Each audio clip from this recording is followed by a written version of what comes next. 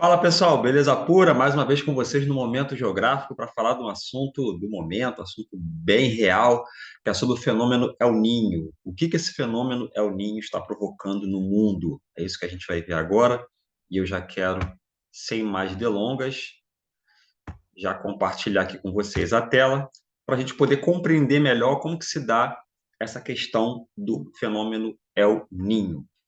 Gente, sem nenhum tipo de sensacionalismo, né, sem nenhum tipo de situação exacerbada, porque muitas pessoas, às vezes, meios de comunicação, até a internet mesmo, tenta tornar esse assunto um pouco maior, né? Está acontecendo mais e tal. Então, o fenômeno El Niño é um fenômeno natural, tá? Um fenômeno normal que tem umas oscilações, tem anos que vem mais fortes, tem anos que vem mais fraco. Particularmente agora, 2023 é um ano que está vindo um pouco mais forte. Esse fenômeno é o Ninho e aí acaba provocando mudanças no clima, bagunçando um pouco o clima do mundo, tá? Então vamos lá. Essa primeira imagem aqui retrata o seguinte: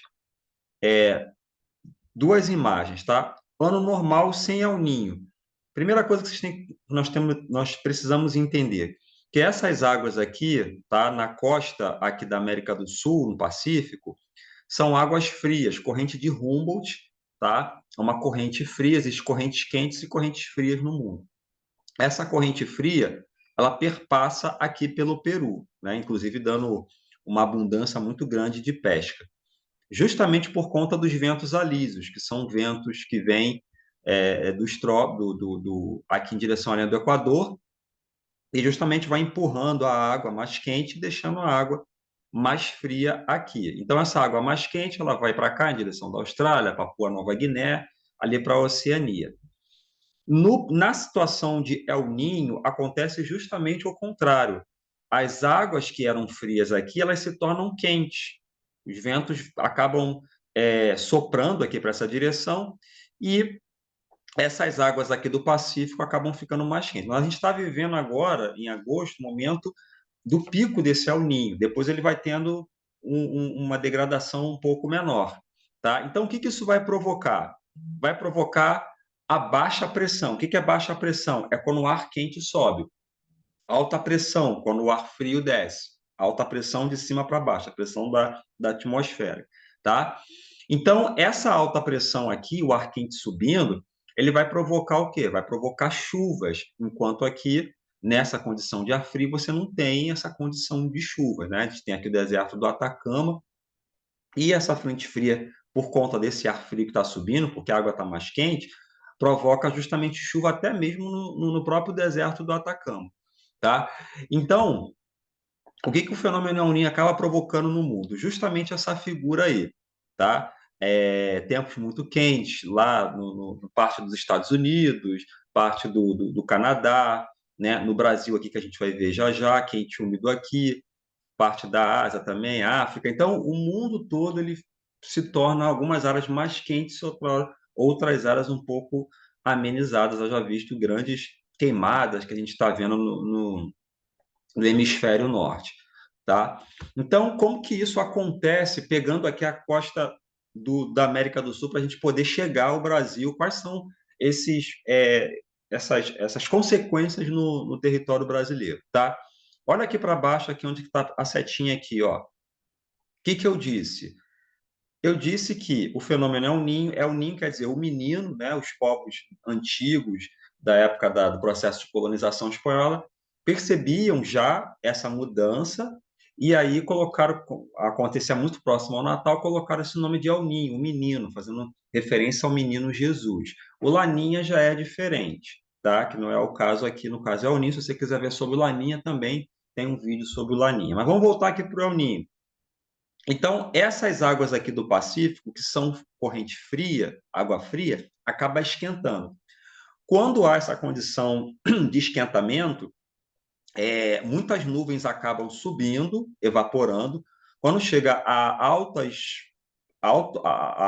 áreas mais altas da atmosfera, há precipitação, há chuva. Essa chuva ela acaba, né, se precipitando. Essas nuvens vêm em direção aqui, ó, aqui é a costa da América do Sul, vêm em direção da Amazônia. E eu queria mudar aqui justamente aqui para o mapa do Brasil. essas nuvens elas vêm para cá, ó, descem aqui para a Amazônia, pegam aqui a parte, beirando aqui a Cordilheira dos Andes, a parte aqui do Brasil, e vai descendo para cá. Bom, o que que isso provoca dentro do território brasileiro? Vocês estão vendo aqui, ó, seco, fenômeno El Niño. Tempos muito secos na região norte, tá? Principalmente na Amazônia, você tem dias ali na Amazônia sem chover, a Amazônia chove todos os dias, secamento de rios. O Nordeste também influenciado, já num clima semiárido muito complicado. O Nordeste também tem problemas de escassez de chuva.